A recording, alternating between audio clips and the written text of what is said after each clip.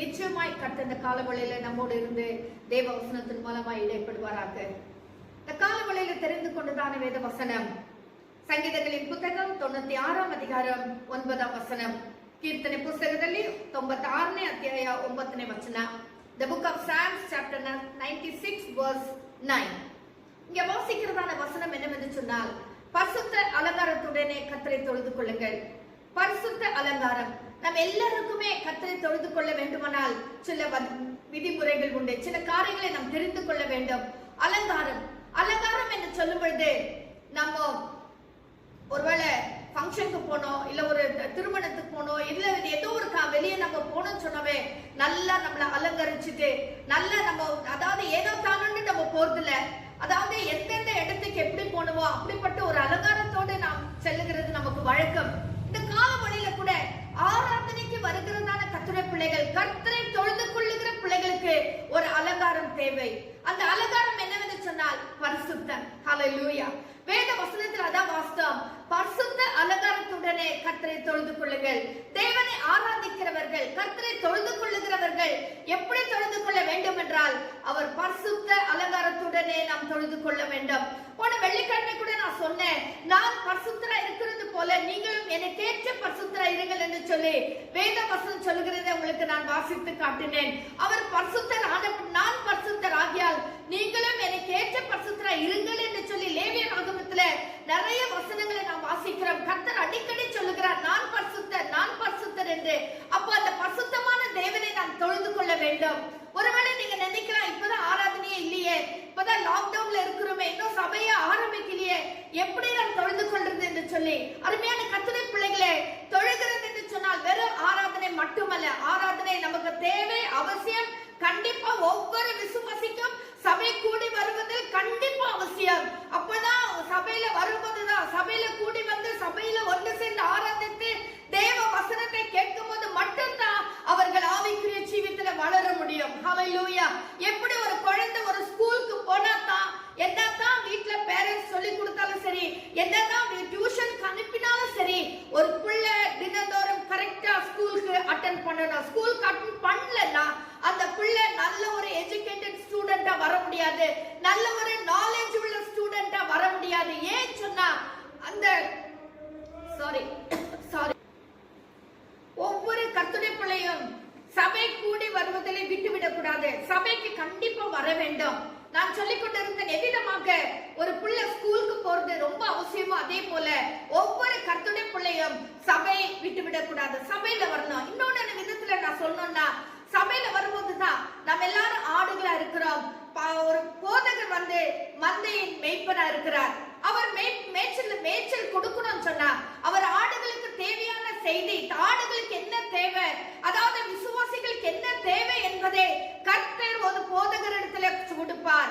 ஒவ்வொரு விசுவாசியும் பற்றினதான, அதாவது என்ன வாஞ்சையோடு, என்ன தாகத்தோடு இருக்கிறாங்க, என்ன தேவையோடு கூட இருக்கிறாங்க என்பதை கர்த்தர் அறிந்து அந்த மேய்ப்பன், அந்த போதகர் இடத்துல பேசி கர்த்தர் அவர்களுக்கு தேவையான ஆகாரத்தை சபையில கர்த்தர் கொடுக்கிறார். அப்போ சபை என்பது மிகவும் மிகவும் அத்தியாவசியமான ஒரு காரியம். நம்ம எல்லாருமே சபை கூடி வருவதில் விட்டு விடாத படிக்க சபையை அட்டென்ட் பண்ணணும். ஆனா இந்த நாட்களிலே, இந்த கோவிட் நாட்களிலே சபை நமக்கு இல்லாதபடினால நீங்க நினைக்கலாம், எப்படி சபை, எப்படி ஆராதனை. நான் சொல்லுகிறேன், வசனம் சொல்லுகிறேன், நாமத்தினாலே எங்கே ஒன்றோ ரெண்டோ பேர் கூடுகிறார்களோ அவர் நடுவில் நான் இருக்கிறேன் என்று சொல்லி.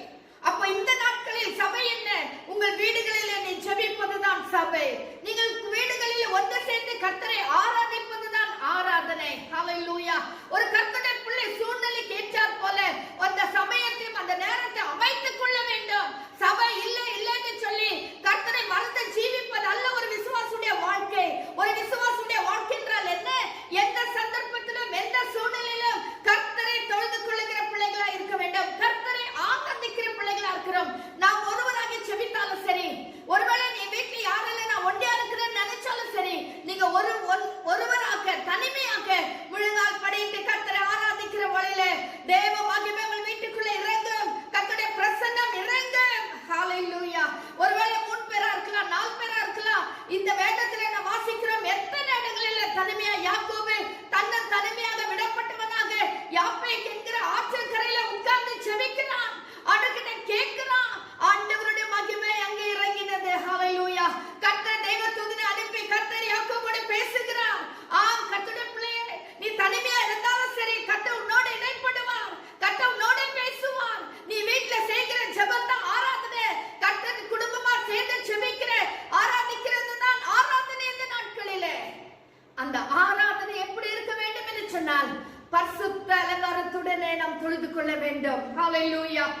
சங்கீதம் 29ஆம் அதிகாரம் 2ஆம் வசனத்துல கூட வாசிக்கிறோம், பரிசுத்த அலங்காரத்துடனே கர்த்தரை தொழுது கொள்ளுங்கள்.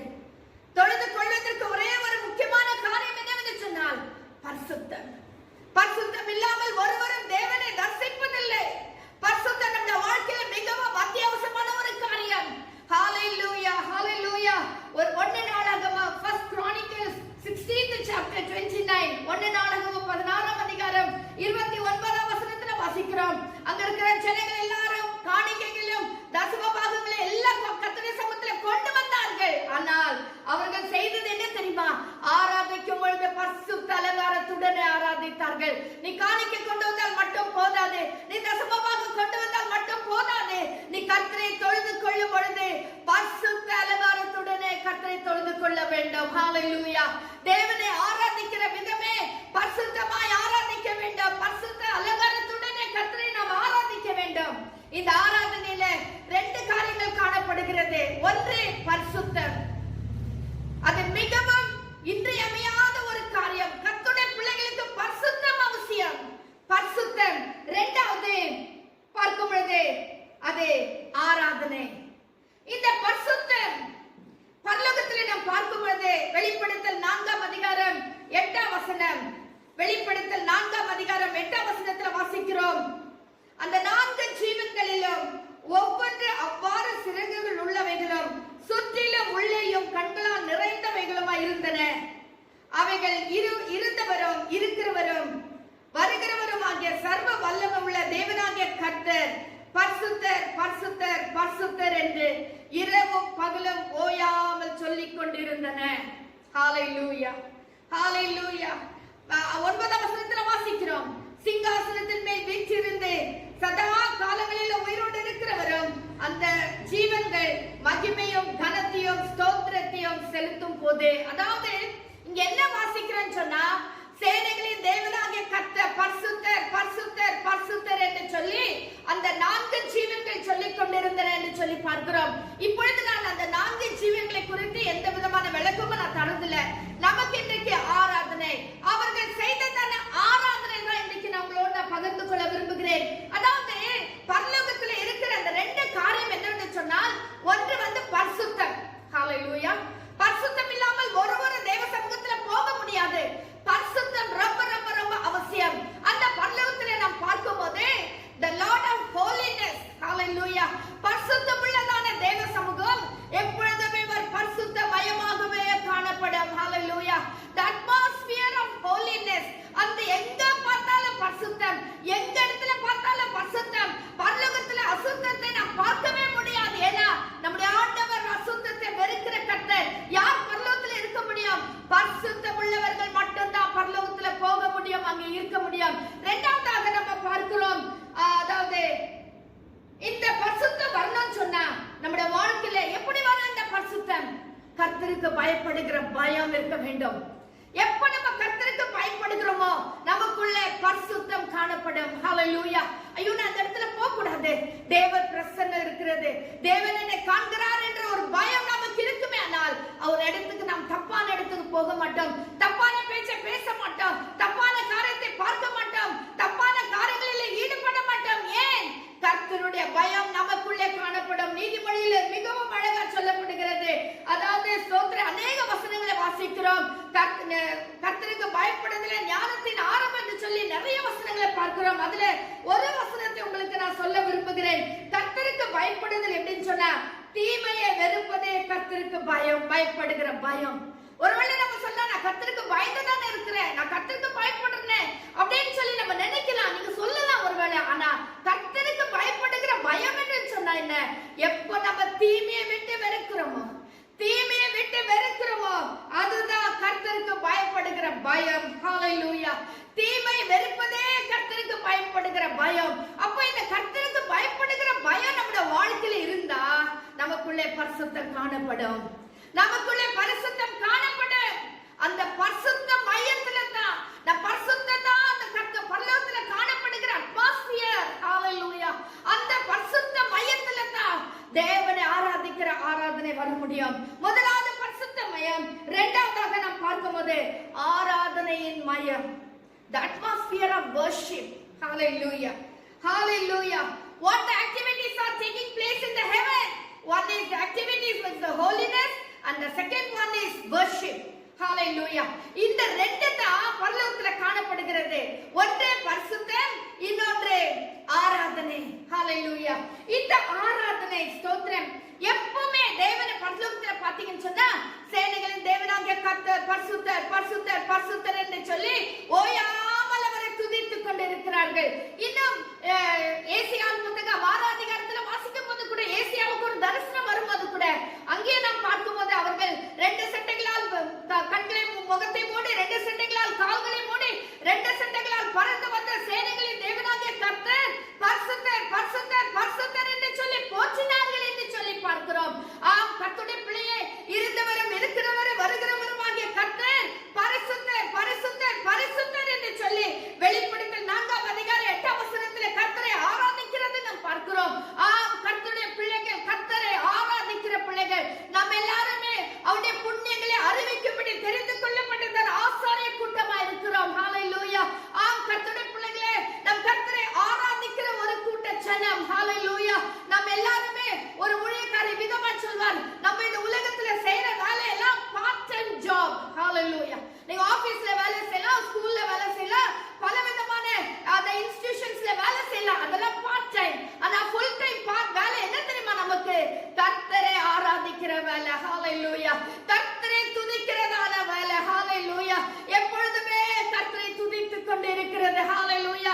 உன்னதமானவரே உமக்கு ஸ்தோத்திரம். யெகோவா நிசியே உமக்கு ஸ்தோத்திரம். ராஜாதி ராஜனே உமக்கு ஸ்தோத்திரம். தேவாதி தேவனே உமக்கு ஸ்தோத்திரம். யெகோவா ஷாலோமே உமக்கு ஸ்தோத்திரம் என்று சொல்லி ஓயாமல் அவரை துதித்துக் கொண்டிருக்கிறதுதா நமக்குடைய வேலை. ஹalleluya. அதான் பெர்மனன்ட் வேலை. ஹalleluya.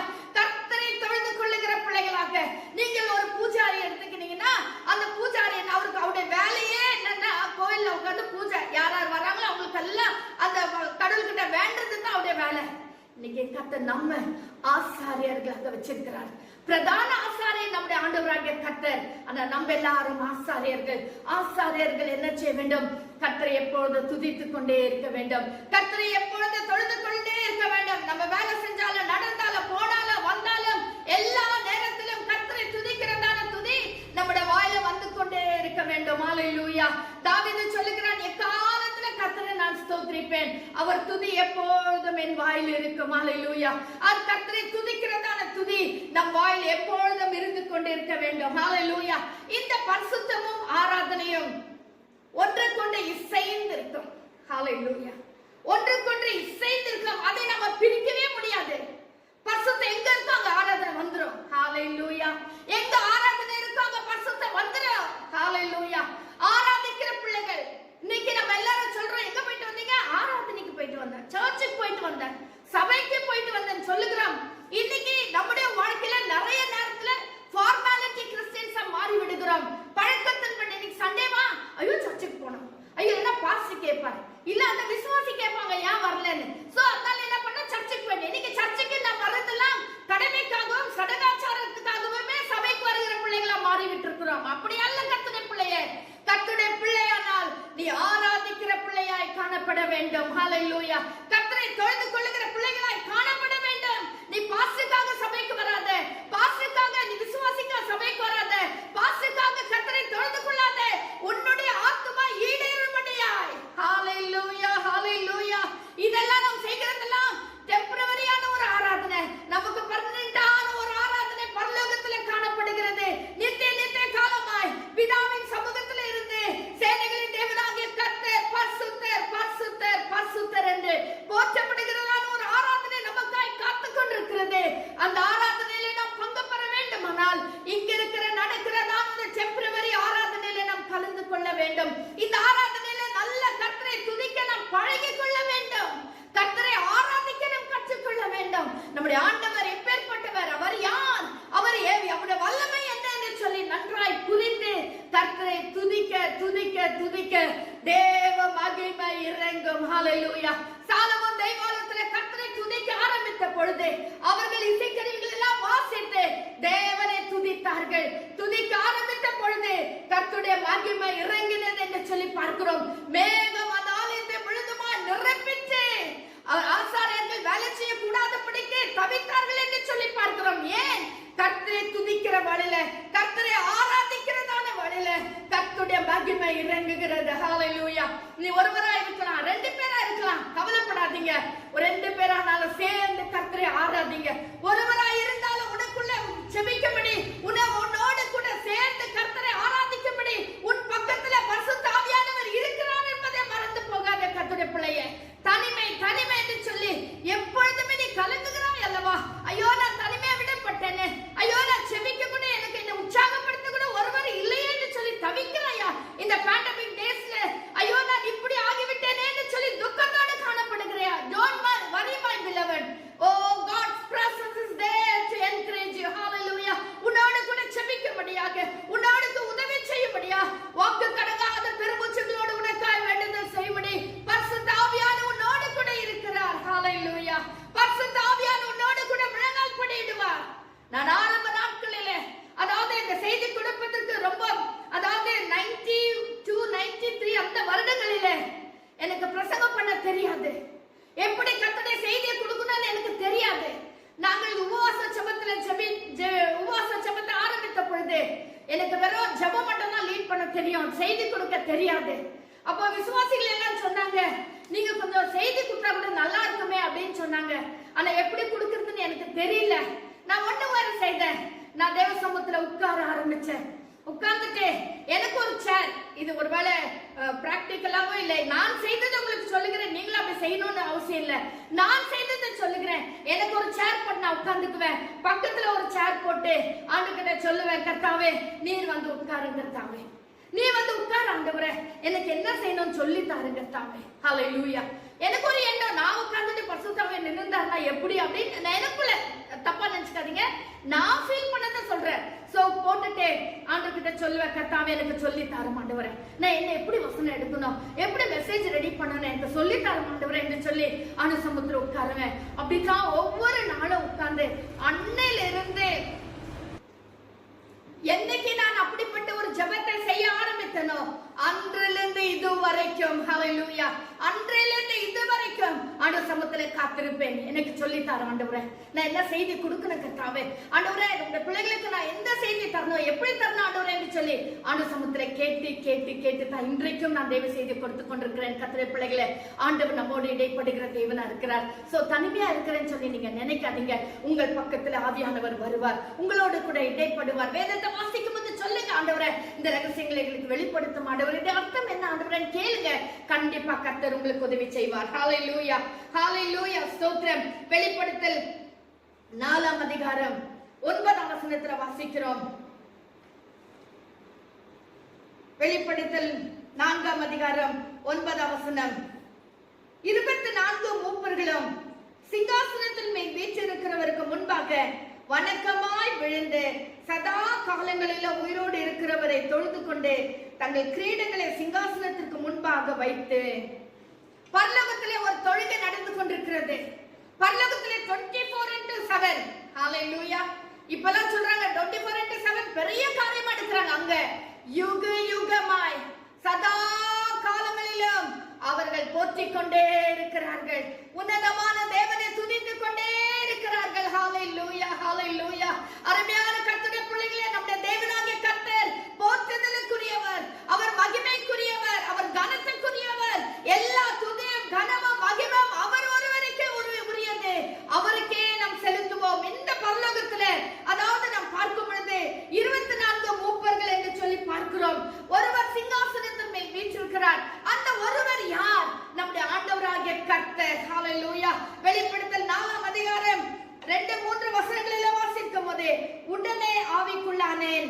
அப்பொழுது இது அப்போஸ்தலன் யோவான் சொல்லுகிறார், உடனே ஆவிக்குள்ளானேன். அப்பொழுது இதோ வானத்தில் ஒரு சிங்காசனம் வைக்கப்பட்டிருந்தது. அந்த சிங்காசனத்தின் மேல் ஒருவர் வீற்றிருந்தார். அந்த சிங்காசனத்தின் மேல் ஒருவர் வீற்றிருந்தார். ஹalleluya. வீற்றிருக்கிறவர் பார்வைக்கு வச்சிர கல்லுக்கும் பதுமராகத்துக்கும் ஒப்பாயிருந்தார். அவர் யார் தெரியுமா? ஹalleluya. அந்த சிங்காசனத்தை சுற்றி வானவில் இருந்தது. அவர் வீற்றிருக்கிறவர் எப்படி இருந்தார்? பார்வைக்கு வஜ்ர கல்ல நம்ம எல்லாம் பார்த்து கூட இருக்க மாட்டோம். அந்த வஜ்ர கல்லும் பத்மராகமும் நாம் இன்னும் பார்த்து கூட இல்ல. அருமையான கர்த்தருடைய பிள்ளையை நம்முடைய ஆண்டவர் அவ்வளவு அழகுள்ளவர். அவருடைய அழகுக்கு விவரிக்க எந்த வார்த்தையுமே கிடையாது. அவ்வளவு அழகுள்ளவர், அவ்வளவு விளையாட பெற்றவர், அவ்வளவு மகிமையானவர். நம்ம எல்லாம் படத்துல பாக்குற மாதிரி அல்ல நம்முடைய ஆண்டவர். நம்முடைய ஆண்டவரை ஒருவரால விவரிக்கவே முடியாது. யோவான் அதாவது நேரடியா பார்க்கிறான், ஆனாலும் அவனால விவரிக்க முடியல. விவரிக்க முடியாத ஒரு தேவனைத்தான் நம்ம எல்லாரும் தொழுது கொண்டிருக்கிறோம். மறந்து போகாதீங்க. ஓ ஸ்தோத்திரம், அல்லேலூயா. அதாவது உன்னத பாட்டுல வாசிக்கும் போது சுனேமியால் கர்த்தரை விவரிக்கிறார். அவ விவரிக்கும் போது அவர் அவ்வளவு அழகா விவரிக்கிறாங்க. நீங்க வாசிங்க, உன்னத பாட்டு ரொம்ப அழகான புஸ்தகம். அவ்வளவு அழகா விவரிக்கிறாங்க. ஹல்லேலூயா.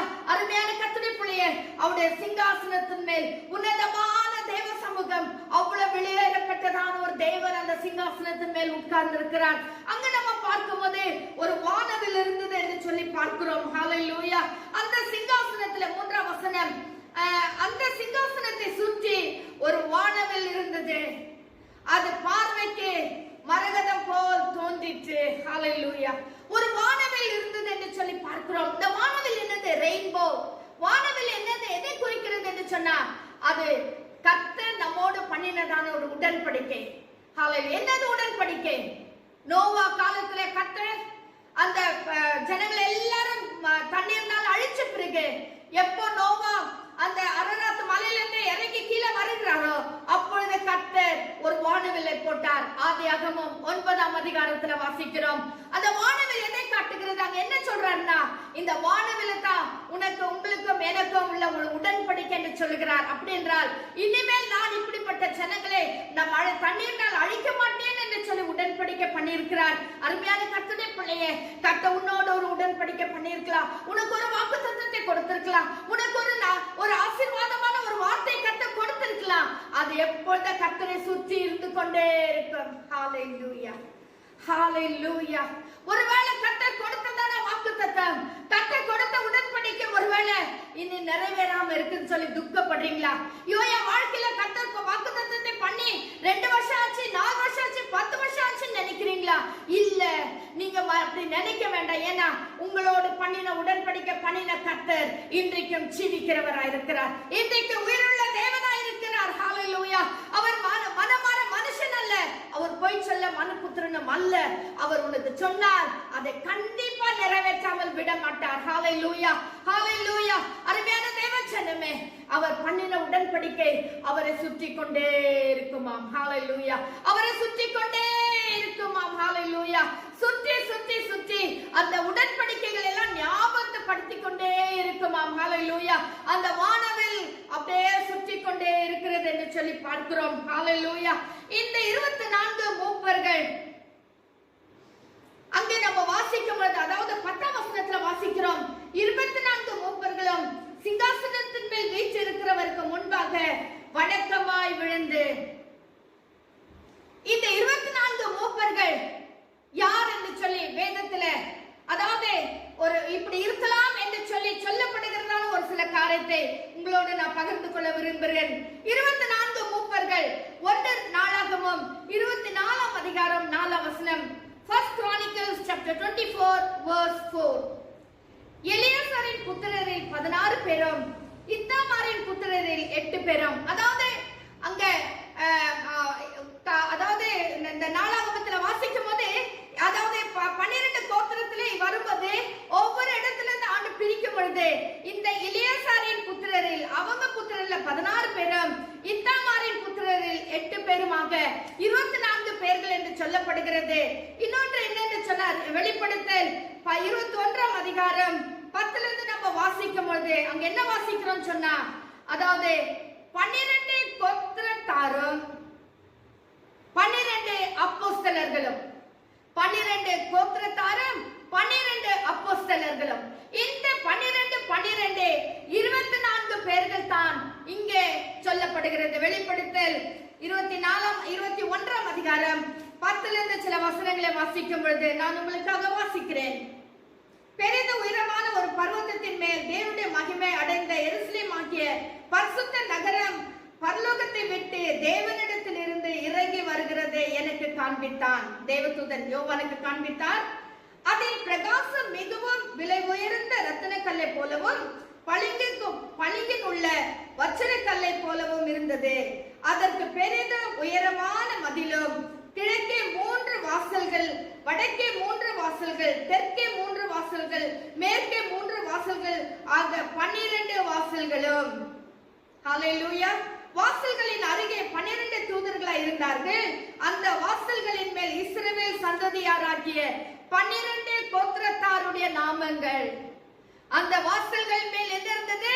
12 கோத்திரத்தாருடைய நாமங்களும் எழுதப்பட்டிருந்தன. நகரத்தின் மதிலுக்கு 12 அஸ்திபார கற்களாய் இருந்த அவைகளின் மேல் ஆட்டுக்குட்டியானவருடைய 12 அப்போஸ்தலரின் 12 நாமங்களும் பதித்திருந்தன. முதலாவது 12 கோத்திரத்தாருடைய நாமங்கள், இரண்டாவது 12 அப்போஸ்தலர்கள்.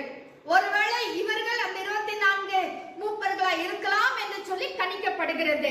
ஹல்லேலூயா. ஆனால் அது எப்படி இருந்தாலும் பரலோகத்திலே இந்த 24 மூப்பர்கள் என்ன செய்தார்கள்? 24 மூப்பர்கள் எங்களுக்கு எப்படியா சிங்காசனம் கிடைச்சிச்சு, நாங்க சிங்காசனத்தின் மேல் உட்கார்ந்து சோம்பேறிகளா இல்லாதபடிக்கு, அதாவது அவர்கள் செய்த காரியம் என்னவென்று சொன்னால், முதலாவதாக அவர்கள் சிங்காசனத்தின் மேல் உட்கார்ந்து இருக்கிறார்கள். கர்த்தருடைய பிள்ளைகளே, எபேசியர் 2ஆம் அதிகாரம் 7ஆம் வசனத்துல வாசிக்கிறோம், 1ஆம் வசனத்துல வாசிக்கிறோம், அக்கிரமங்களினாலும் பாவங்களினாலும் மறிந்தவர்களா இருந்த நம்மை கிறிஸ்து உயிர்ப்பித்தார் என்று சொல்லி பார்க்கிறோம். உயிர்ப்பித்து ரட்சித்து அபிஷேகத்தை நம்ம அப்படியே விட்டு விடாதபடி கர்த்தர் என்ன செய்கிறார்? எபேசியர் 2ஆம் அதிகாரம் 7ஆம் வசனத்துல என்ன வாசிக்கிறார்? அவருடைய சிங்காசனத்தின் மேல், பிதாவின் வலது பார்சத்தினுடைய சிங்காசனத்தின் மேல் நம்மை உட்கார பண்ணினார் என்று சொல்லி வாசிக்கிறோம். ஒவ்வொரு கர்த்தருடைய பிள்ளைகளையும் கர்த்தர் சிங்காசனத்தின் மேல் உட்கார வைத்திருக்கிறார், ஒரு உயர்ந்த ஸ்தானத்துல வச்சிருக்கிறார். ஹல்லேலூயா. இன்னைக்கு ரட்சிக்கப்பட்ட பிள்ளைகளை பார்க்கும்போது, ரட்சிக்கப்படுவதற்கு முன்பதாக கேவலமாக அவங்களுக்கு சரியா ட்ரெஸ் பண்ண கூட தெரியாது, சரியா பேச கூட தெரியாது, படிப்பில்லதான். ஆனா எப்போ ரட்சிப்பு வந்துச்சோ, எப்போ இயேசுவானவர் வாழ்க்கையில வந்து விட்டாரோ, அப்ப அவங்க வாழ்க்கை முழுதுமாய் மாற்றப்படுகிறது. பழைய சுபாவம் எல்லாம் மாறி ஒரு புதிய சுபாவம் வந்து விடுகிறது, ஒரு புதிய அன்பு வந்து விடுகிறது, ஒரு புதிய டீசன்சி வந்து விடுகிறது. பேச்சுல ஒரு டீசன்சி, வஸ்திரம் உடுக்கிறதுல ஒரு டீசன்சி, ஒரு அதாவது போகிறது வர்றது எல்லாமே ஒரு மாற்றம் வந்து விடுகிறது. ஏன்? கர்த்தர் அவர்களை உயர்ந்த ஸ்தானத்துல உட்கார வைக்கிறார். இப்படித்தான் ஒவ்வொரு கர்த்தருடைய பிள்ளைகளையும் கர்த்தர் ஒரு சிங்காசனத்தின் மேல் நம்ம உட்கார பண்ணி இருக்கிறார். நாம் அநேக நேரத்துல என்ன செய்யறோம்? பாவம் செய்து, கர்த்தருக்கு விருப்பம் இல்லாத காரியங்களை செய்து, தேவன் நம்மை உட்கார வைத்திருந்த இடத்துல இருந்து கீழே வந்து விடுகிறோம். சவுலை நம்ம பார்க்கும்போது, ஒரு கழுதை தேடி போனதான சவுலை கர்த்தர் உயர்த்தி அவரை ராஜாவாக சிங்காசனத்தின் மேல் உட்கார வைத்தார். ஹல்லேலூயா. அதற்கு தகுதி உள்ளவன் அல்ல, ஆனாலும் கர்த்தர் அவரை உயர்த்தினார். சங்கீதத்திலே வாசிக்கிறோம், கர்த்தர் ஒருவனை குப்பையிலிருந்து உயர்த்தி அவரை ராஜாவாக நிறுத்துகிறாராம், சிங்காசனத்தின் மேல் உட்கார வைக்கிறார் என்று சொல்லி சங்கீதங்களிலே வாசிக்கிறோம். ஆம் கர்த்தருடைய பிள்ளைகளே, நமக்கு பணம் இல்ல, அந்தஸ்து இல்ல, வேலை சரியா இல்ல, ஆனா நம்ம கர்த்தர் மேல உயர்த்தி வைக்கிறார். ஒரு சிங்காசனத்துல உட்கார வைப்பது போல ஒரு உயர்ந்த ஸ்தானத்துல கர்த்தர் நம்ம வைத்திருக்கிறார். அருமையான கர்த்தருடைய பிள்ளையே, உன்னை கூட கர்த்தர் அப்படிதான் உயர்த்தி வைத்திருக்கிறார். ஹல்லேலூயா. உன் சொந்தத்துல, உன் குடும்பங்களிலே எல்லாரையும் பார்க்கல நீ எளிமை உள்ளவதா, நீ ரொம்ப சிறுமையானவர்கள் தான், ஆனா உங்க குடும்பத்தை உயர்த்தி இருக்கிறார் அல்லவா? எது கேட்டாலும் அவங்களே கூப்பிடுங்க, எது கேட்டாலும் அவங்களே ஜெபம் பண்ண சொல்லுங்க, எது கேட்டாலும் அவங்க முன்னணியில நிக்கட்டும். அவங்க என்ன சொல்றாங்க? இது எல்லாத்துக்கும் காரணம் என்ன தெரியுமா? உன்னை கர்த்தர் சிங்காசனத்தின் மேல் உட்கார பண்ணி இருக்கிறார், உன்னை ஒரு உயர்ந்த ஸ்தானத்துல கர்த்தர் வைத்திருக்கிறார். இந்த நாட்களில் அந்த ஸ்தானத்தை விட்டு இறங்க வேண்டாம். சவுல் கர்த்தருக்கு விரோதமாய் பாவம் செய்து தேவன் வைத்த ஸ்தானத்திலிருந்து இறங்கி வந்து விட்டார், தள்ளி விட்டார். நமக்கு அந்த நிலைமை வேண்டாம். கர்த்தருடைய பிள்ளைய ஒரு உன்னதமான சிங்காசனத்துல உட்கார்ந்ததை நாம் காத்துக் கொள்வோம். ஹல்லேலூயா. வெளிப்படுத்தல் அநேக வசனங்கள் சொல்லப்பட்டிருக்கிறது, அந்த சிங்காசனம் மேல் கர்த்தரை உட்கார பண்ணினார் என்று சொல்லி. ஹல்லேலூயா. அது மாத்திரமல்ல, இரண்டாவது சிங்காசனத்துல உட்கார்ந்தவர்கள் என்ன செய்தார்கள்? கர்த்தரை ஆராதித்தார்கள், கர்த்தரை தொழுது கொண்டார்கள். சேனைகளின் தேவனாகிய கர்த்தர் பரிசுத்தர், பரிசுத்தர், பரிசுத்தர் என்று சொல்லி தேவாதி தேவனை போற்றிக் கொண்டே இருந்தார்கள். ஹல்லேலூயா. அடுத்ததாக நம்ம என்ன வாசிக்கிறோம்? வாசிக்கிறோம். அவர்கள் சிங்காசனத்தின் மேல் உட்கார்ந்து அவர்கள் என்ன செய்தார்கள் பார்க்கும் பொழுது, சிங்காசனத்தின் மேல் வீற்றிருக்கிறதான இந்த 24 மூப்பர்கள் அடுத்தது என்ன செய்கிறான்னு சொன்னா, அவர்களுடைய கிரீடங்கள், அவருடைய கிரீடங்களை எடுத்து கீழே வைக்கிறார்கள். ஹல்லேலூயா. கிரீடம் எதை காட்டுகிறது? ஜெயத்தை காட்டுகிறது. ஹல்லேலூயா. It is an emblem of victory. ஜெயத்தை காட்டுகிறது. இந்த தேவனுக்கு முன்பதாக ஜெயம் எங்களுடைய நல்ல கர்த்தாவே, ஜெயம் எல்லாம் உம்முடையது ஆண்டவரே, நாங்க மேன்மை பாராட்ட என்ன இருக்குன்னு சொல்லி அவர்கள் போட்டிருந்ததான கிரீடத்தை எடுத்து கீழே வைத்து விடுகிறார்கள். கிரீடம் அடுத்தது என்ன காட்டுகிறது? It shows a supreme power. Hallelujah. ஓ, எனக்கு ரொம்ப அதிகாரம் இருக்கு, எனக்கு ஒரு ராஜானால ஒரு கிரீடம் சூட்டப்படுவார் அப்படின்னா என்ன, எனக்கு அதிகாரம் இருக்கு, எனக்கு வல்லமை இருக்குன்னு சொல்லி அவர் காட்டுகிறது தான் அந்த கிரீடம். இவர்கள் தேவாதி தேவனுக்கு முன்பதாக இந்த 24 மூப்பர்களும் தங்களுடையதான கிரீடத்தை கழட்டி வைத்து விடுகிறார்கள். ஐயோ ஆண்டவரே, எங்களுக்கெல்லாம் வல்லமை இல்ல, எங்களுக்கு பலன் இல்ல, நீர் தான் எங்களுடைய பலன், நீர் தான் எங்களுடைய வல்லமை என்று சொல்லி, நீர் தான் எங்களுடைய அதிகாரம் என்று சொல்லி அந்த கிரீடங்களை கழட்டி தேவ சமூகத்தில் வைக்கிறார்கள். நான்காவதாக சாஷ்டாங்கமாய் விழுகிறார்கள். வெளிப்படுத்தல் 4ஆம் அதிகாரம் அதாவது 10ஆம் வசனத்திலே இதை நாம் வாசிக்கிறோம். சாஷ்டாங்கமாக விழுகிறார்கள். இன்றைக்கு தேவ சமூகத்துல சாஷ்டாங்கமாய் விழுகிற ஒரு அனுபவம். ஹல்லேலூயா. ஒரு சிலர் சொல்லுகிறத நான் கேட்டிருக்கிறேன். ரொம்ப துக்கமா இருந்துச்சு, நானும் சமூகத்துல போய் அப்படியே நான் சாஷ்டாங்கமா விழுந்து கிடப்பேன் அப்படின்னு சொல்லி. ஹல்லேலூயா. யோசுவா அப்படிதான் போய் சாஷ்டாங்கமா தேவ சமூகத்துல விழுந்து கிடந்தார். அப்பதான் ஆண்டு சொல்றாரு, யோசுவா, நீ என் சமூகத்துல விழுந்து கிடக்கிறது என்ன? இஸ்ரவேலர் பாவம் செய்தார்கள், எழுந்திரு, முதல் போய் அந்த பாவத்தை சரி பண்ணு சொல்லுகிறார். ஆகான் அந்த சால்வையும் பொண்ணு வெளியே திருடி வைத்த போது கர்த்தர் பேசின காரியம். இன்னைக்கு தேவ சமூகத்துல நாம் சாஷ்டாங்கமாய் விழ வேண்டும். எப்ப தெரியுமா அந்த சாஷ்டாங்கமான விழுதல் வரும்? எப்ப நான் ஒன்றும் இல்லை என்று நினைக்கிறோமோ, எப்ப நான் ஒன்றும் இல்லை, என் தேவன் தான் பெரியவர், என் தேவன் வல்லமை உள்ளவர், நான் ஆராதிக்கிற தேவன் பரிசுத்தர், அவர் மகா பெரிய தேவன் என்று சொல்லி எப்ப நம்ம ரியலைஸ் பண்றோமோ அப்பதான் நமக்கு ஒரு தாழ்வு வரும், அப்பதான் நாம் சாஷ்டாங்கமாய் விழுகிற ஒரு அனுபவம் வரும். தேவ சமூகத்தில் இந்த 24 பேர்களும் சாஷ்டாங்கமாய் விழுந்தார்கள். அடுத்தது அவர்கள் கிண்ணறங்களை வாசித்து தேவனை பாடி மகிமைப்படுத்தினார்கள். பாடுவது வாசிப்பது நம்முடைய வாழ்க்கையில் அவசியம். நம்ம இன்ஸ்ட்ருமெண்ட் வாசிக்க ஒண்ணுமே முடியா கையாவது தட்டி நல்ல ஒரு கரகோஷத்தை எழுப்பி நல்ல கைத்தட்டத்தை சத்தத்தை எழுப்பி கர்த்தரை பாடி மகிமைப்படுத்த வேண்டும். நம்முடைய ஆண்டவர் மகிமைக்குரியவர், அவர் எல்லா கனத்துக்குரியவர், அவர் எல்லா ஸ்தோத்திரத்துக்குரியவர், அவர் எல்லா விதமான ஆசீர்வாதத்துக்கும் உரியதான பாத்திரமுள்ளதான கர்த்தர் அவர். அவரை நாம் ஆராதிக்க வேண்டும். ஆராதனை ஆராதனை சொல்லும் போது நீங்க ஆராதனை சபை ஆராதனை நினைக்க வேண்டாம். உங்க வீடுகளில செபிக்க ஆரம்பிங்க, உங்க வீடுகளில கர்த்தரை ஆராதிக்க ஆரம்பிங்க, உங்க வீடுகளில இந்த நேரத்தில் கர்த்தரை மகிமைப்படுத்த ஆரம்பிங்க. நிச்சயமாய் கர்த்தரை மகிமை இறங்கும். ஹல்லேலூயா.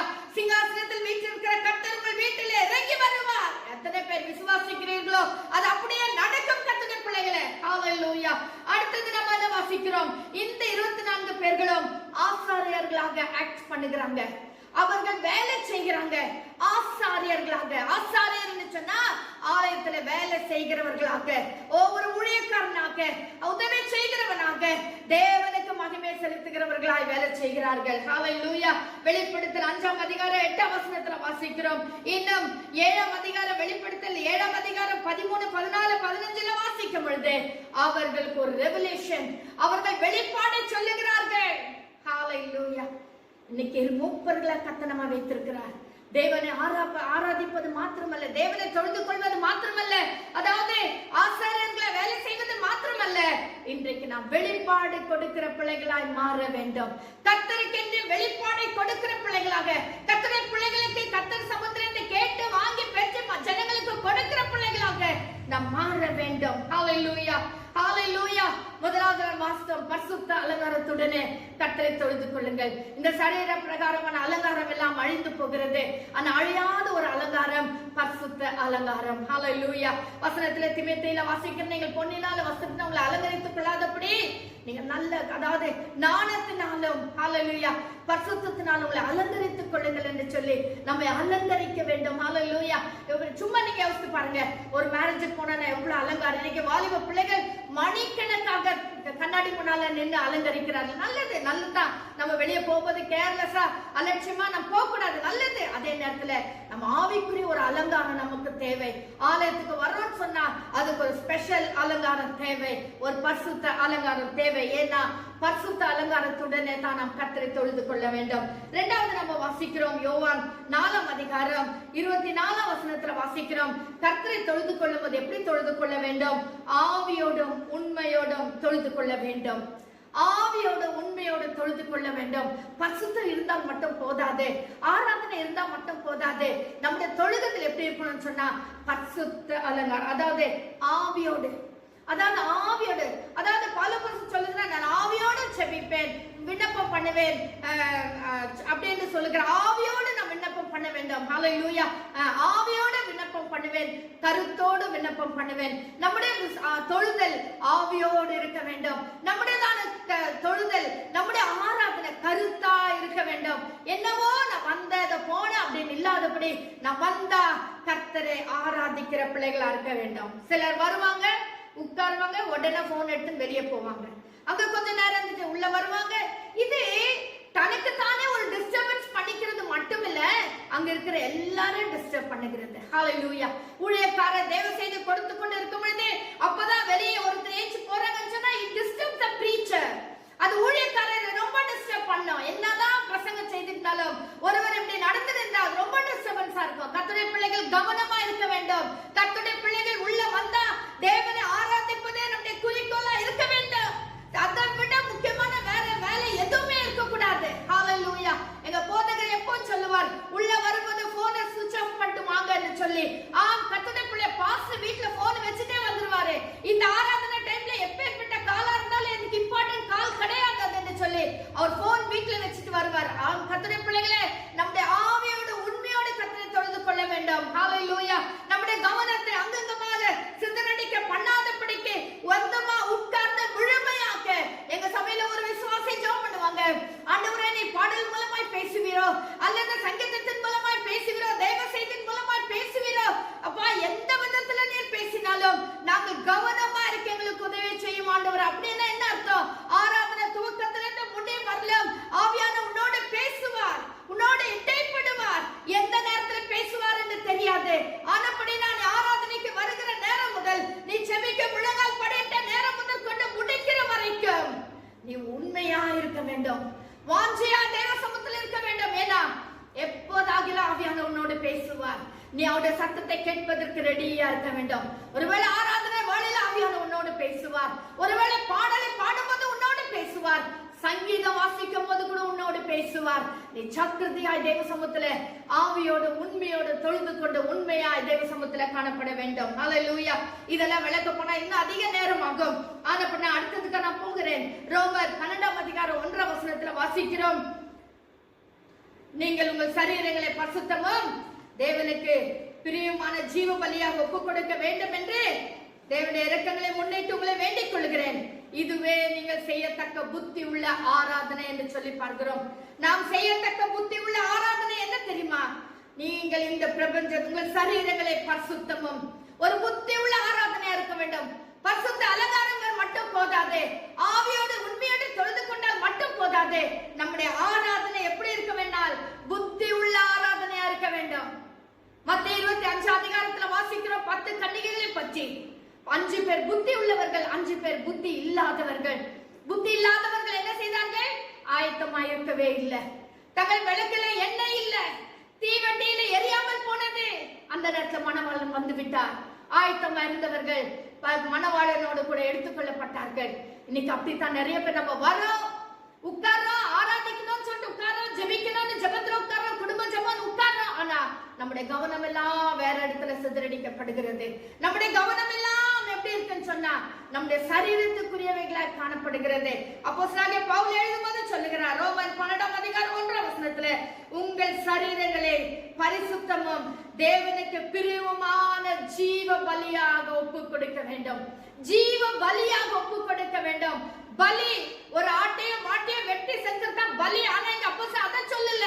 ஓ ஸ்தோத்திரம், ஜீவ பலியாக நம்மையே கர்த்தருக்கென்று ஒரு ஜீவ பலியாக நாம் ஒப்பு கொடுக்க வேண்டும். ஆம் கர்த்தருடைய பிள்ளைகளே, எப்ப நம்ம தேவ சமூகத்திலே ஜீவ பலியா நம்ம ஒப்பு கொடுக்கிறோமோ அதுதான் தேவனுக்கு என்று பிரியமான ஆராதனையா இருக்கும். ஜீவ பலியா ஒப்பு கொடுக்க வேண்டும் இரக்கங்களை முன்னிட்டு உங்களை வேண்டிக் கொள்கிறேன். அவர் நம்மை வேண்டிக் கொள்கிறார். தேவனுடைய இரக்கங்களை முன்னிட்டு வேண்டிக் கொள்கிறார். எனக்கு பிரியமானவர்களே, நீங்க ஆராதிக்கிற ஆராதனை வீணா போய்விடக் கூடாது. நீங்க உட்கார்ந்து இருக்கிறீங்க 1.5 மணி நேரம் 2 மணி நேரம் வீணாய் போய்விடக் கூடாது என்று சொன்னால் உங்கள் சரீரங்களை அடக்கி ஒடுக்கி உங்கள் சரீரங்களை ஜீவ பலியாக கர்த்தருக்கு ஒப்புக் கொடுங்கள் என்று சொல்லி பவுல் அப்போஸ்தலன் சொல்லுகிறார். அதுதான் நாம் செய்யத்தக்க புத்தி உள்ள ஆராதனை. ஹல்லேலூயா. சங்கீதம் 100ஆம் அதிகாரம் 2ஆம் வசனத்துல வாசிக்கிறோம். நம்முடைய ஆராதனை எப்படி இருக்கும்னு சொன்னா மகிழ்ச்சியோடு கர்த்தருக்கு ஆராதனை செய்து ஹல்லேலூயா worship the Lord in with gladness. ஹல்லேலூயா. மகிழ்ச்சியா சந்தோஷமா. சிலருக்கு எல்லாம் வெளியெல்லாம் ரொம்ப குஷியா இருப்பாங்க. ஆராதனை முடிஞ்ச பிறகு கூட ரொம்ப குஷியா இருப்பாங்க. ரொம்ப எல்லாத்தையும் கல கல கல கலன்னு பேசுவாங்க. ஆனா ஆராதனைக்கு வந்துட்டாங்கன்னா அப்படி சொல்றது செத்த பாம்பா அப்படியே ஒண்ணுமே இல்லாத மாதிரி ரொம்ப குவைட்டு, ரொம்ப சைலண்ட். ஸ்தோத்திரம் கூட சத்தமா வராதுங்க. அவ்வளோ குவைட்டா உட்காந்து இருப்பாங்க. மகிழ்ச்சி இல்லை. என்னவோ வந்துட்டுமே வந்து உட்காந்துக்கிறோமேன்னு ஒருவேளை என்னமோ தெரியல. அவ்வளோ அதாவது ரொம்ப ஒரு மோசமான நிலைமையில சபையில காணப்படுவாங்க. முடிஞ்சிட்ட பிறகு பாருங்க, ஓ அவங்கள மாதிரி குஷியா இருக்கிறவங்க யாருமே இருக்கணும். ஏங்க அந்த சந்தோஷம் கர்த்தர் சமூகத்துல வரட்டும். அந்த சந்தோஷம் தேவ சமூகத்துல இருக்கும்போது வரட்டும். நல்ல கைகளை தட்டுங்க, நல்ல ஆராதிங்க, நல்ல ஸ்தோத்திரம் பண்ணுங்க. நான் சொல்றது ஆராதனையில மட்டுமல்ல, உங்கள் வீடுகளில கூட, நீங்க செபிக்கிற வேளையில கூட, நீங்க தனிமையா இருந்து செபிக்கும் போது கூட உங்கள் வாய்களை விரிவாய் திறந்து கர்த்தருக்கு மகிமை செலுத்துங்க. ஹல்லேலூயா, ஹல்லேலூயா, ஹல்லேலூயா, ஹல்லேலூயா. கர்த்தருடைய பிள்ளைகள் தேவ சமூகத்துல வரும்போது மகிழ்ச்சியாய் கர்த்தரை ஆராதிக்க வேண்டும். மகிழ்ச்சி எங்க வரணும்னா கர்த்தர் சமூகத்துல தான் வரணுங்க. வெளியே போய் நீங்க சிரிச்சு ரொம்ப நீங்க குஷியா இருந்தானே யாராவது பார்த்தா தப்பா நினைப்பாங்க. ஆனா தேவ சமூகத்துல சந்தோஷமா இருந்தா கர்த்தர் தப்பாவே நினைக்க மாட்டார். ஹல்லேலூயா. கர்த்தர் ரொம்ப சந்தோஷப்படுவார். ஹல்லேலூயா. என் பிள்ளைங்க என்ன சந்தோஷமா என்ன ஆராதிக்கிறாங்க, என் பிள்ளைங்க என்ன சந்தோஷமா என்ன துதிக்கிறாங்கன்னு சொல்லி கர்த்தர் பரலோகத்திலிருந்து இறங்கி வந்து விடுவார். ஹல்லேலூயா. அவர் நடுவில் வந்து விடுவார். வசனம் வாசிக்கிறோம். லேவியராகமம் 26ஆம் அதிகாரம் 11ஆம் வசனம் 12ஆம் வசனம். The book of Leviticus chapter 26 verse 11 and 12. ஆண்டவர் சொல்கிறார், உங்கள் நடுவில் என் வாசஸ்தலை ஸ்தாபிப்பேன். இப்படி நம்ம மனமகிழ்ச்சியாக பரிசுத்தத்தோட, அதாவது ஸ்தோத்திரம், தேவனுக்கு பிரியமான நம்முடைய சரீரங்களை ஜீவ பலியாக ஒப்பு கொடுத்து தேவனை ஆராதிக்கும் பொழுது, கர்த்தரை மகிமைப்படுத்தும் பொழுது, பரிசுத்த அலங்காரத்துடன் ஆவியோடு உண்மையோடு கர்த்தரை தொழுது கொள்ளும் பொழுது கர்த்தர் சொல்லுகிற உங்கள் நடுவில் என் வாசஸ்தலத்தை ஸ்தாபிப்பேன். ஹல்லேலூயா. ஓ நம்ம நடுவில் கர்த்தர் வந்து வாசமா இருந்துருவாரா? ஸ்தாபிப்பேன், வாசஸ்தலத்தை ஸ்தாபிப்பேன். என் ஆத்துமா உங்களை ஆரோசிப்பதில்லை. ஹல்லேலூயா. நான் உங்கள் நடுவில் உலாவி உங்கள் தேவனாய் இருப்பேன், நீங்கள் என் ஜனமாய் இருப்பீர்கள். ஆண்டவர் நம் நடுவில் உலாவார். உன் குடும்பத்துல உலாவார். உன் தனிப்பட்ட உன் அறைக்குள்ள நீ தனிமையா ஜெபித்தாலே கர்த்தர் உன் அறைக்குள்ள உலாவார். நீ வேலை செய்யற இடங்களிலே கர்த்தருடைய பிரசன்னம் இருக்கும். ஒருவரை எதிர்த்து நிற்க முடியாது கர்த்தருடைய பிள்ளையே. ஹல்லேலூயா. அருமையான வசனங்கள். ஹல்லேலூயா. அவர் உன் நடுவிலே வாசஸ்தலத்தை ஸ்தாபிப்பேன் என்கிறார். 2 நாளாகமம் 7ஆம் அதிகாரம் 15ஆம் வசனத்துல வாசிக்கிறோம். நம்ம எப்பவுமே 2 நாளாகமம் 7ஆம் அதிகாரம் 14ஆம் வசனம் தான் நமக்கு ஞாபகம் இருக்கும். என் நாமம் தரிக்கப்பட்ட ஜனங்கள் என்று. ஆனால் 15ஆம் வசனத்துல என்ன வாசிக்கிறோம்? இந்த ஸ்தலத்தில் செய்யப்படும் ஜெபத்திற்கு என் கண்கள் திறந்தவைகளும் என் செவிகள் கவனிக்கிறவைகளுமாய் இருக்கும். எப்போ நம்ம கர்த்தரை ஆராதிக்கிறோம். ஹல்லேலூயா, ஹல்லேலூயா. Again I'm telling you, it is not only the church worship, it may be a house worship. குடும்ப ஜெபமா இருக்கலாம். எங்க நீ துதிச்சாலும் சரி, எங்க நீ ஆராதிச்சாலும் சரி கர்த்தருடைய பிள்ளையே, கர்த்தருடைய வசனம் சொல்லுகிறது, இந்த ஸ்தலத்தில் செய்யப்படும் ஜெபத்திற்கு என் கண்கள் திறந்தவைகளும். ஹல்லேலூயா. ஆண்டவர் கண்கள் திறந்து உன்னை பார்த்து கொண்டே இருப்பார். அது மட்டுமல்ல, என் செவிகள் கவனிக்கிறவைகளும் உன்னை பார்த்து கொண்டே இருப்பார். அவருடைய ஜெபலாகத்தை கர்த்தர் கேட்டுக்கொண்டே இருப்பார். ஓடி சொல்லுகிற ஒவ்வொரு வார்த்தை கர்த்தருடைய சமூகத்துல போய் எட்டும். அவர் செவியில போய் விழும். அவர் சமூகத்துல எட்டின ஒரு ஜெபத்துக்கு கூட பதில் இல்லாம இருக்காது. உடனடியாக பதில் வரும். தானியேலுக்கு உடனடியாக கர்த்தர் பதில் அனுப்பினார். எனக்கு பிரியமானவனே சொல்லி சொல்லுகிறார், உன் ஜெபத்துக்கு உடனடியாக பதில் கொண்டு வந்தேன். வழியில தான் சில பிரச்சனைகள், வழியில சில காரியங்கள் என்னை தடுத்து நிறுத்தினது என்று சொல்லி நாம் அங்க தானியேலின் புத்தகத்துல வாசிக்கிறோம். அது மட்டுமல்ல, என் நாமம் இந்த ஆலயத்தில் என்றென்றைக்கும் இருக்கும்படி நான் இதை தெரிந்து கொண்டு பரிசுத்தப்படுத்தினேன். என் கண்களும் என் இருதயமும் என்னாலும் இங்கே இருக்கும். நீ எங்க கர்த்தரை தொழுது கொள்கிறாயோ, எங்க கர்த்தரை உண்மையாய் ஆராதிக்கிறாயோ, அந்த இடத்துல கர்த்தருடைய கண்களும் அவருடைய இருதயமும் என்னாலும் இருக்கும். கர்த்தர் தாம் இந்த வசனங்களை நமக்கு ஆசீர்வதிப்பாராக. கண்களை மூடி ஜெபிப்போம். ஹல்லேலூயா. அருமையான ரட்சகாவுக்கு ஸ்தோத்திரம் ஆண்டவரே. அருமையான கர்த்தருடைய பிள்ளைகளே, ஆராதனை இல்லைன்னு சோர்ந்து போயிட்டு இருக்கீங்களா? ஓ ஸ்தோத்திரம். சிலர் ஜூம்ல வந்தாலும் திருப்தி ஆகாத ஒரு நிலைமையில இருக்கீங்களா? ஆனாலும் உங்கள் வீடுகளில் செபிங்க. உங்கள் வீடையே ஒரு ஆராதனையாக மாற்றிக்கொள்ளுங்க. உங்கள் வீடையே ஒரு ஆலயமாக மாற்றிக்கொள்ளுங்க. ஹல்லேலூயா. குடும்பமாக ஒரு தனிமையா இருந்தாலும் பரவாயில்ல, நீங்க செபிக்க ஆரம்பிங்க. கர்த்தரை துதிக்க ஆரம்பிங்க. கர்த்தரை கனம் பண்ண ஆரம்பிங்க. கர்த்தருக்கு மகிமை செலுத்த ஆரம்பிங்க. கர்த்தர் நிச்சயம் உங்கள் வீடுகளை ஒரு ஆலயமாக மாற்றி என்னாலும் அவருடைய இருதயமும் அவருடைய கண்களும் நோக்கமாய் இருக்கும்படி கர்த்தர் செய்வார். உங்கள் வீடுகளிலே ஓ ஸ்தோத்திரம், தேவன் உலாவும் வாசஸ்தலத்தை ஸ்தாபிப்பார். ஹல்லேலூயா. தேவிய ராகத்துல வாஸ்தவம், நான் உங்கள் நடுவில் உலாவுவேன். ஹல்லேலூயா. கர்த்தர் நம்ம வீட்டுல உலாவினா எவ்வளவு நல்லா இருக்கும் பாருங்க. ஏதேன் தோட்டத்திலே ஆவியான உலாவினார். ஆதாமுக்கு ஏவாளுக்கு பசி இல்லை, எந்த குறைச்சலுமே இல்லை.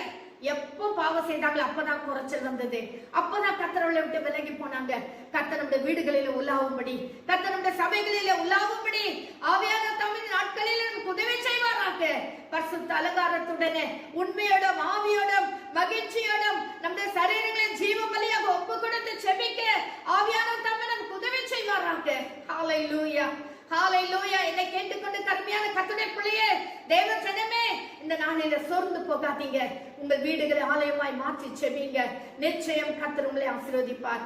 நேற்றும் மீண்டும் ஆராதிருக்கிற எங்கள் ஜீவனுள்ள பிதாவே, அந்த அருமையான காலவேளைக்கு நன்றி ராஜா. ஒரு நாள் ஆராதனையில அப்பா தெய்வ செய்தியை நாங்கள் கேட்க கொடுக்க கர்த்தர் உதவி செய்து உமக்கு நன்றி சுவாமி.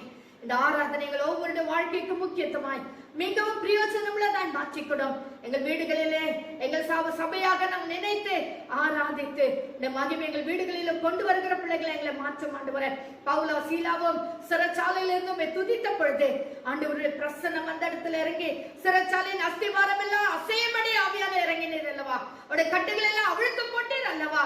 அதே போல கர்த்தாவே, இந்த பிள்ளைகளும் ஆராதிக்கும் போது, இந்த பிள்ளைகள் வீடுகளிலுமே துதிக்கும் பொழுது, ஓ தனிமையா இருந்தாலும் ஆராதிக்கிற வழியிலே கர்த்தருடைய மகிமை அந்த வீடுகளிலே இறங்கட்டும். இயேசுவின் நாமத்திலே இறங்கட்டும் ஆண்டவரே. அவருடைய எல்லா கட்டுகளும் உடையட்டும் ஆண்டவரே. பலவீனங்கள் மாறட்டும் ஆண்டவரே. அற்புதங்கள் நடக்கட்டும் ஆண்டவரே. அப்பா, எதிராய் காணப்படுகிற எரிகோவின் மதில் விழட்டும் ஆண்டவரே. எதிராய் காணப்படுகிற சிவந்த சமுத்திரம் இரண்டாய் பிளக்கட்டும் ஆண்டவரே. ஹல்லேலூயா. யோர்தான் பிரவாகித்து வருகிற யோர்தான் இரண்டாக ஆண்டவரே பிளக்கட்டும் இயேசுவின் நாமத்திலே. ஆண்டவரே, இந்த பிள்ளைகளுக்கு விடுதலை கொடுப்பீராக.